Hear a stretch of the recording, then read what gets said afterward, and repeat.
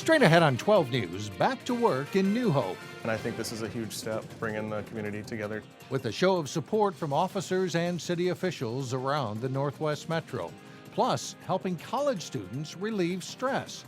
But first, ice and snow-covered streets and the cost to keep them clear. When you have freezing rain, you're probably going to use two to three times the salt you'd normally use. 12 News starts right now.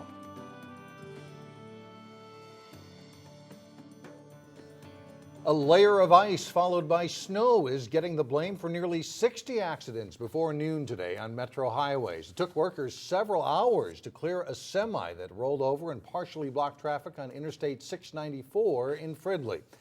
Hello everyone. The 1-2 punch of ice and snow isn't just frustrating for drivers, it's costly to cities. Reporter Sonia Goins spent the day with Brooklyn Park Public Works crews as they tried to clear today's wintry mess. Sonia?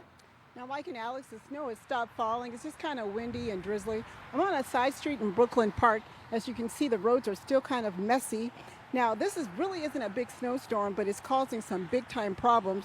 Under all this snow is ice. Not only is it hard to drive on, but it's also hard to clear. This morning didn't start out too well. I don't think we saw the rain coming. The roads and everything else were covered in ice. You just have to jump on a little quicker than if it was just snow. Brooklyn Park crews were in early, trying to prepare for whatever Mother Nature threw at them. As soon as the freezing rain started to fall, we got the trucks out as fast as we could.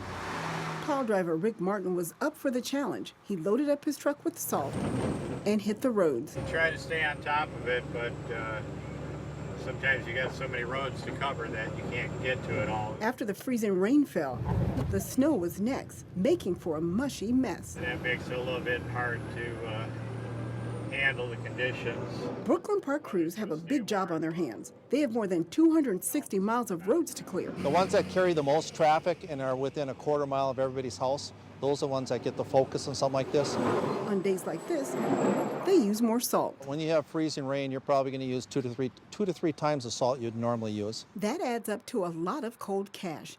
Today, the city will spend about $25,000 to $30,000 just in salt. If this had just been a snow event, the city would have spent about a third of that cost. A month from now, we're sweeping the streets. It doesn't look like it today, but hopefully a month from now, we'll be sweeping the streets. Now behind me is Highway 694. You can see that traffic is, going pretty smoothly, but that should all change when the temperature drops and more snow comes along the way. The State Patrol wants us to warn folks to take it slow. Live in Brooklyn Park, Sonia Goins, 12 News. All right, good advice. Thanks, Sonia. Despite the snowfall, we still have a snow deficit in the metro. Headed into Tuesday, we were more than 13.5 inches below normal. Typically this time of year, we have had at least 36 inches of snowfall. This is how much liquid fell today. Some of it was freezing rain, some of it was snow. So here we're sitting at 0.09, 900ths of an inch of liquid from this event so far. DNR climatologist Pete Boulay says not a whole lot of moisture came out of today's snow. You can still see grass in some areas, which is a huge difference, of course, from last year when we had 2 feet of snow on the ground at this time. Right now, it is abnormally dry. One thing you get worried about is having too much of an open winter. We come time for March into April. If we have no moisture on the ground to show for it, there isn't anything to run into area lakes and rivers and percolate in the ground just a little bit. March, though, can be one of the snowier months, and spring rainfall will also factor into the equation. It's too early to tell whether we'll see drought conditions. The Golden Valley man accused of buying guns for the New Hope City Hall shooter was back in federal court today. Michael Garant is accused of buying 3 shotguns for Raymond Kometz, who was prohibited from having them due to his history of mental illness. Investigators say Garant bought the guns through an online auction and even used Kometz's name. Garant allegedly knew about Kometz's medical history but gave him the guns anyway. It was an emotional night Monday when council members returned to New Hope City Hall for the first meeting since the shootings. But they didn't meet alone. As Cassie Bonstrom reports, council members were surrounded by dozens of police officers and community members who came to show their support. Police officers from all over the metro crowded New Hope City Hall on Monday, but this time there was no emergency. Instead, they were there to show support for a city council still reeling from a shooting 2 weeks ago that injured 2 police officers. I wanted to show support to the council and to the city. Bo Schoenhard was one of the officers shot when 68-year-old Raymond Kmet stormed into City Hall. Still in a cast with a broken arm and wrist, he put out the call for law enforcement to attend Monday's meeting.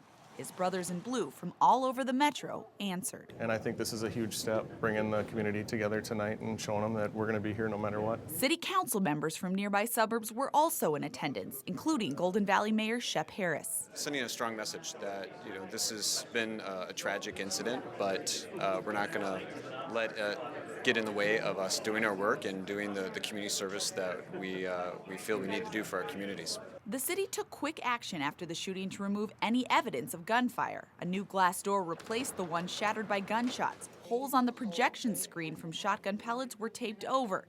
And for additional safety, New Hope's police chief will now sit at the council desk during meetings with a clear view of the chambers and lobby area. We want to get the elephant out of the room, and then we're just going to proceed on with the not very eventful meeting like we usually have. Our job is to run the city, and that's what we want to do. Now, Officer Schoenhard will remain on leave from work for several more months while he recovers from his injuries. And Mike and Alex Schoenhard says his colleague who was also shot, Josh Ernest, he is already back to work on light duty. Good to hear. Yes, great to hear. Thanks, Cassie. I, Shane Michelson, do solemnly swear. The city of Osseo swore in a new police chief Monday evening. Shane Michelson replaces Chief Tom Harkoff, who retired. Michelson says it has been a whirlwind first couple of weeks on the job.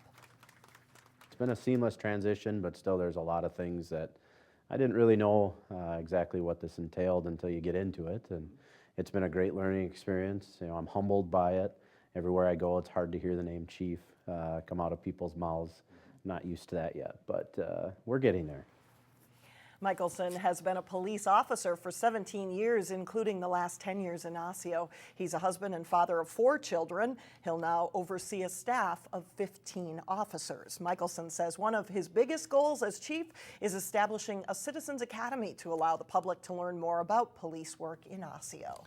As more police departments look at body cameras to be worn by their officers, it's raising a question of citizen privacy. The legislature is looking at several issues, including when the cameras should be turned off and when the video they capture should be kept private.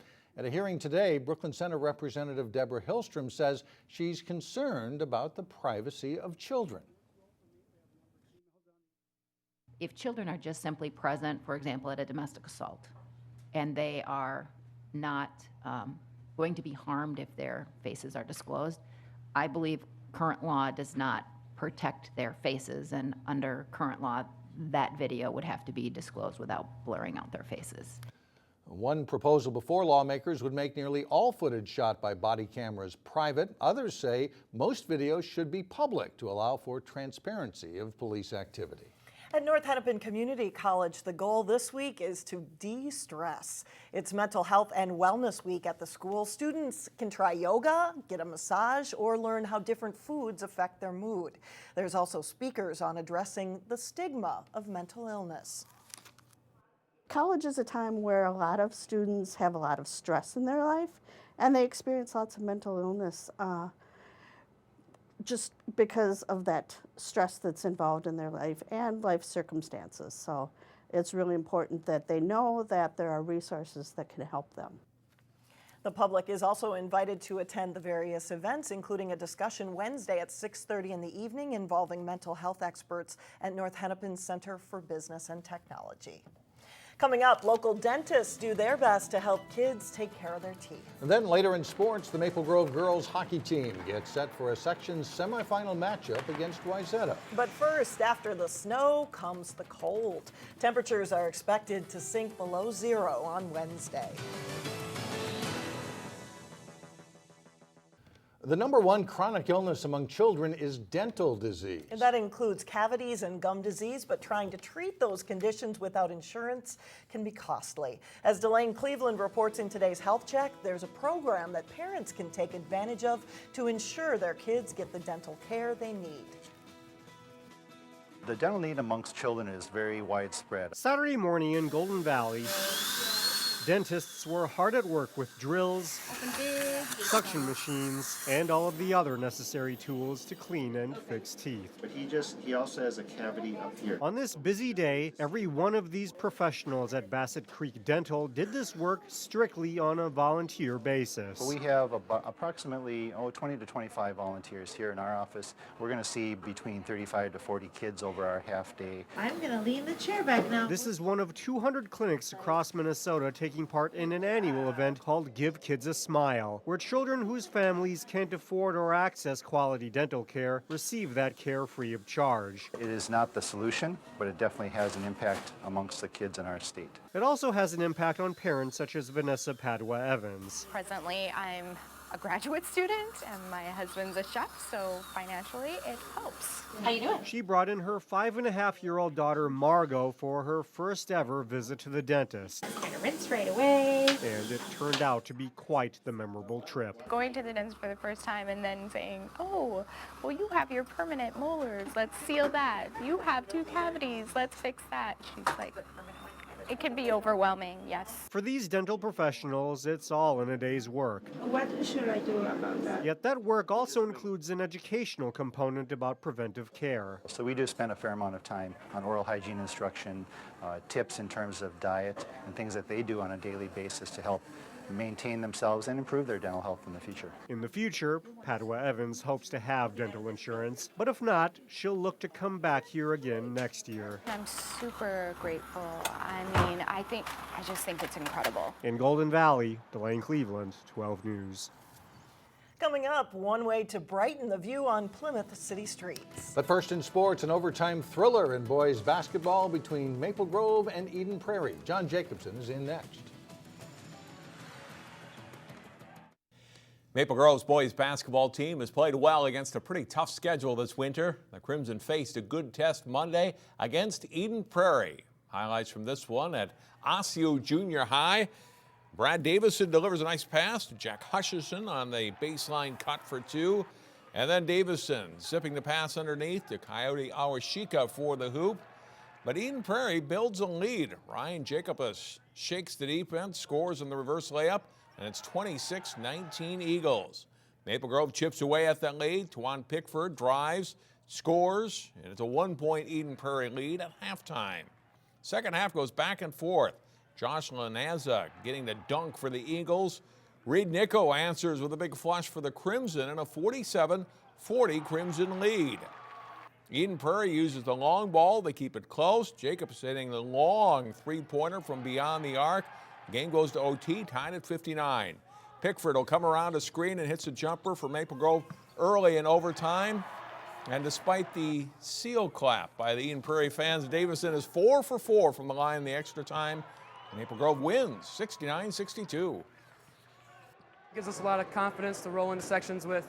And these are the games we need, because when we get to the semifinals and finals of sections, it's going to be competitive like this, and we need some experience going on the stretch of this in a close game. The Wayzata boys host Eden Prairie in a late conference game Friday. The Trojans were looking to tune up for that game as they played at Totino-Grace Monday night. Troy Lawanji has it down low. He'll kick it out to Austin Slater for a 3. Wayzata jumps out to an 11-2 lead. Grace battles back. Edward Chomilo with a tough baseline jumper. He provides instant offense off the bench. Rocky Cruiser buries a long 2, and the Eagles are within 16-14. And they tie it up a few minutes later. But Wayzata heats up again. Ryan Lindbergh nails a couple of big threes.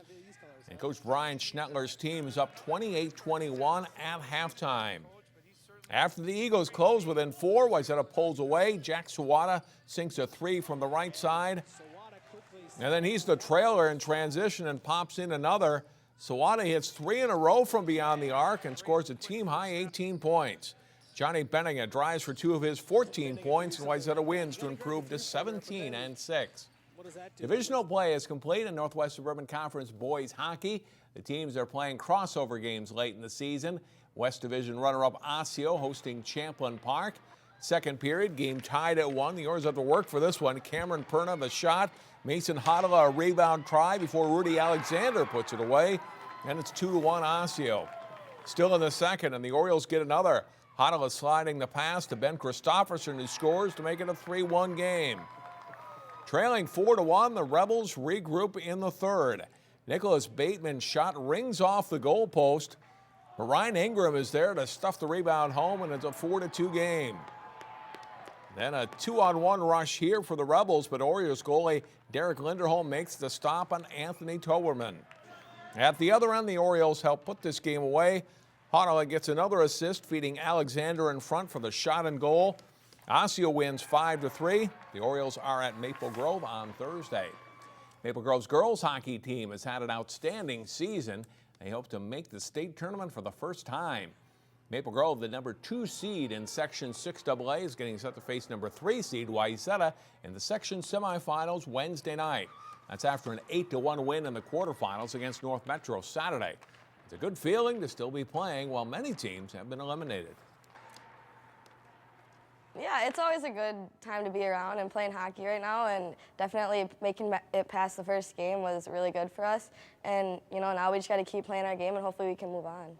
It's very exciting, and it just proves to us that like all of our hard work throughout the season has paid off, and so we get the honor to keep moving on and through sections and hopefully to state. The Crimson beat Wayzata 3-0 during the regular season. The Trojans eliminated Maple Grove in the section quarterfinals a year ago. Maple Grove girls are ready for another good test.